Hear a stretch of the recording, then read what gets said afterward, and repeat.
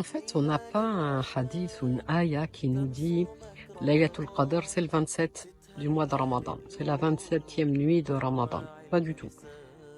On a plusieurs hadiths qui témoignent que les 10 derniers jours de Ramadan, le prophète sallallahu alayhi wa sallam augmentait son effort pour faire des adorations. Mais que ce soit le 27, il n'y a pas une unanimité là-dessus.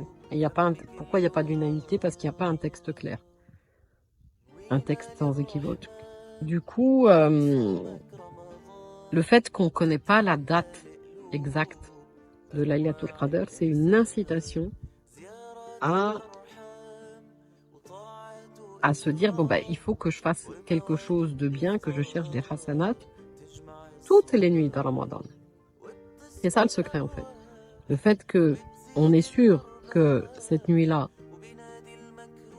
est une des nuits de Ramadan, mais qu'on ne sait pas exactement quand c'est, même si il se peut qu'elle soit plus souvent dans les 10 dernières nuits et dans les nuits impaires, etc. N'empêche qu'elle peut être à une autre date. Du coup, chaque nuit de Ramadan, on se dit, je vais en profiter, je vais faire des prières. Bon, évidemment, si on a des prières de rattrapage, il faut mieux faire des prières obligatoires que des prières surérogatoires. Ça, c'est une règle dans l'islam, que quand on fait une obligation, bien sûr sous la condition d'être sincère, mais quand on fait une obligation, on a plus de récompenses que quand on fait quelque chose qui n'est pas obligatoire, qui est seulement méritoire. Bref, du coup, on va essayer d'utiliser au mieux notre temps et aussi le temps de la nuit, le temps nocturne, pour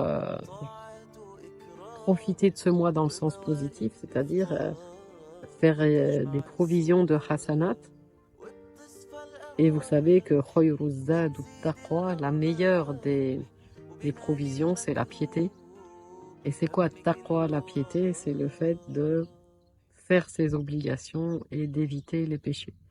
Ouais, pour faire ses obligations et éviter les péchés, il faut déjà avoir bien appris quelles sont les obligations, comment les faire, et quels sont les péchés des différents organes. À bientôt.